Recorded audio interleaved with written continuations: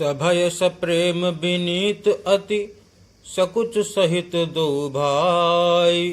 गुरुपद पंकज नाई सिर बैठे आयस पाई।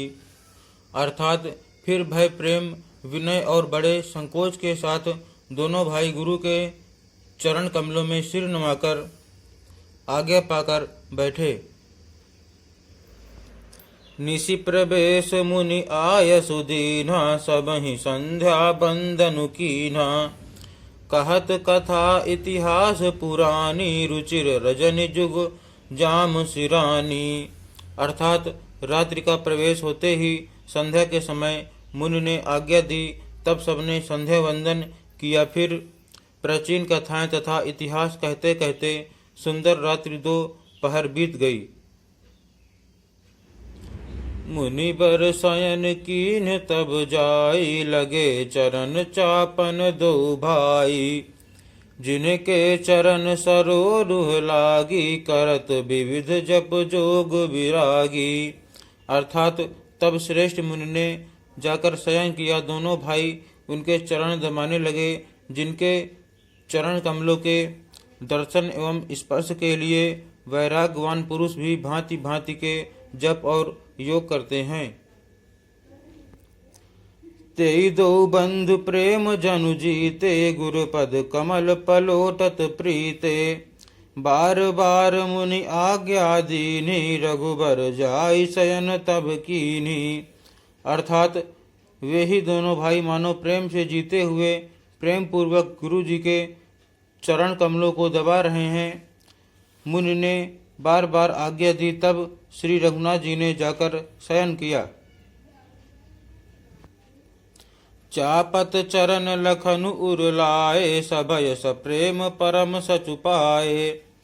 पुनि पुनि प्रभु कह सो बहु ताता पौड़े धरि उर पद जल जाता।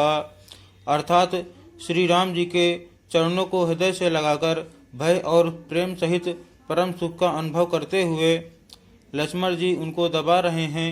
प्रभु श्री राम जी ने बार बार कहा, हे तात अब सो जाओ। तब वे उन चरण कमलों को हृदय में धरकर लेट रहे। उठे लखनु निशि विगत सुनि अरुण शिखा धुनि कान। गुरु ते पहिले ही जगत पति जागे राम सुजान। अर्थात रात बीतने पर मुर्गे का शब्द कानों से सुनकर लक्ष्मण जी उठे। जगत के स्वामी सुजान श्री रामचंद्र जी भी गुरु से पहले ही जाग गए। सकल सोच कर जाय नहाए नित्य निबाहि मुनि सिर नाए। समय जानि गुरु आय सुपाई लेन प्रसून चले दो भाई। अर्थात सब सोच क्रिया करके वे जाकर नहाए। फिर संध्या अग्निहोत्रादि नित्य कर्म समाप्त करके उन्होंने मुनि को मस्तक नवाया। पूजा का समय जानकर गुरु की आज्ञा पाकर दोनों भाई फूल लेने चले। भूप बागु बर देखे उजाई जहाँ बसंत ऋतु रही लुभाई। लागे बिटप मनोहर नाना बरन बरन बर बेली बिताना। अर्थात उन्होंने जाकर राजा का सुंदर बाग देखा, जहाँ वसंत ऋतु लुभा कर रह गई है। मन को लुभाने वाले अनेक वृक्ष लगे हैं। रंग बिरंगी उत्तम लताओं के मंडप छाए हुए हैं। नव पल्लव फल सुमन सुहाए निज संपत्ति सुर रूख लजाए। चातक कोकिल कीर चकोरा कूजत बिहग नटत कलमोरा। अर्थात नए पत्तों फलों और फूलों से युक्त सुंदर वृक्ष अपनी संपत्ति से कल्प वृक्ष को भी लजा रहे हैं। पपीहे कोयल तोते चकोर आदि पक्षी मीठी बोली बोल रहे हैं और मोर सुंदर नृत्य कर रहे हैं। मध्य बाग सरुसोह सुहावा मनीषो पान विचित्र बनावा। विमल सलिल सरसिज बहुरंगा जल खग कूजत गुंजत भृंगा। अर्थात बाग के बीचों बीच सुहावना सरोवर सुशोभित है। जिसमें मड़ियों की सीढ़ियाँ विचित्र ढंग से बनी हैं, उसका जल निर्मल है, जिसमें अनेक रंगों के कमल खिले हुए हैं। जल के पक्षी कलरव कर रहे हैं और भ्रमर गुंजार कर रहे हैं।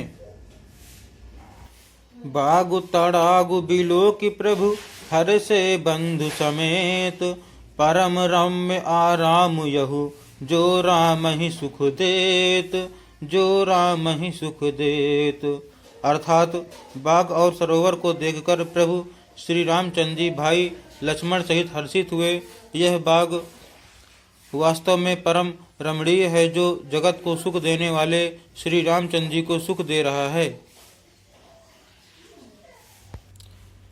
चहु दिश चितई पूछी माली गन लगे, लेन दल फूल मुदित मन, तेहि अवसर सीता तहाँ आई, गिरिजा पूजन जननी पठाई।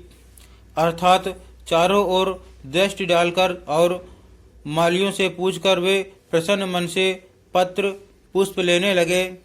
उसी समय सीता जी वहां आई। माता ने उन्हें गिरजा पार्वती जी की पूजा करने के लिए भेजा था।